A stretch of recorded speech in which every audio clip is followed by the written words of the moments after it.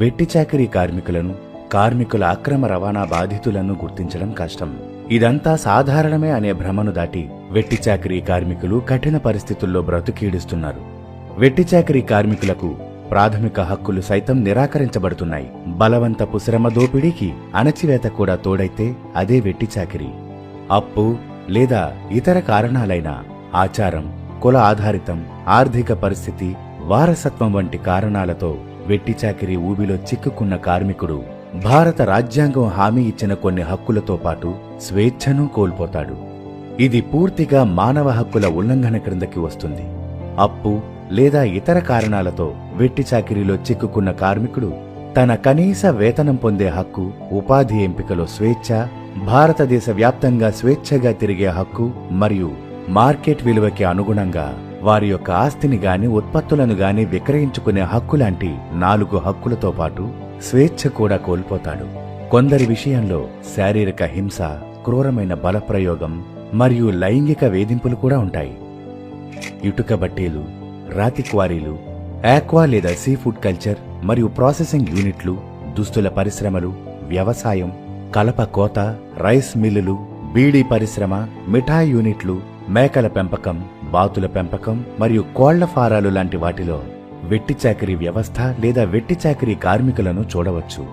విపరీతమైన అప్పుల కారణంగా కుటుంబ సంప్రదాయంలో అది ఒక బాధ్యతగా భావించడం వల్ల, సామాజిక ఒత్తిళ్ల కారణంగా, కుల ప్రభావం కారణంగా లేదా భయంకర ఆర్థిక పరిస్థితుల కారణంగా వ్యక్తులు ఈ ఊబిలో చిక్కుకుపోతుంటారు. జిల్లా అడ్మినిస్ట్రేషన్లు వారి అధికార పరిధిలో ఈ పద్ధతిని నిర్మూలించడంలో వెట్టిచాకిరీ వ్యవస్థ నిర్మూలనా చట్టం 1976 BLSA అధికారం ఇస్తుంది. వెట్టిచాకిరీ నిర్మూలన కోసం మరియు వెట్టిచాకిరీ నిర్మూలనా చట్టం అమలు పర్యవేక్షించడం కోసం జిల్లా మరియు సబ్ డివిజన్ స్థాయిల్లో విజిలెన్స్ కమిటీలు ఏర్పాటు చేయబడ్డాయి.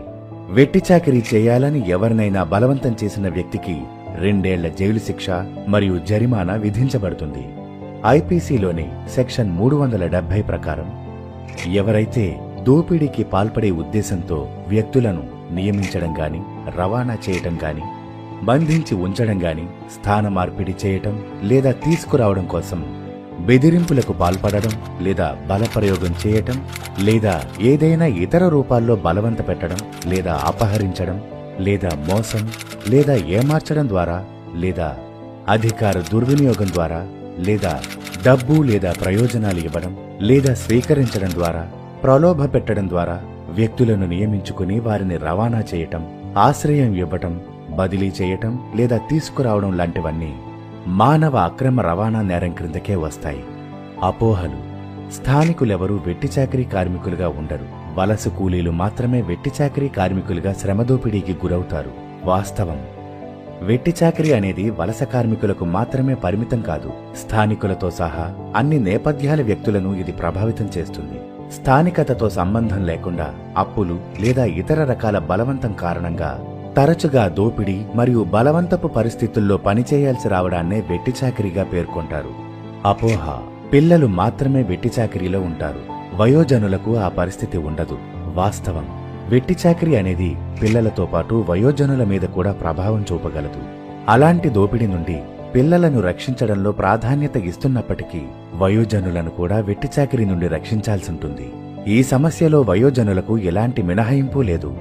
వెట్టిచాకిరీ నిర్మూలనా ప్రయత్నాలనేవి వ్యక్తుల వయస్సుతో సంబంధం లేకుండా ఆ పరిస్థితుల్లో చిక్కుకున్న అందరికీ విస్తరించాలి.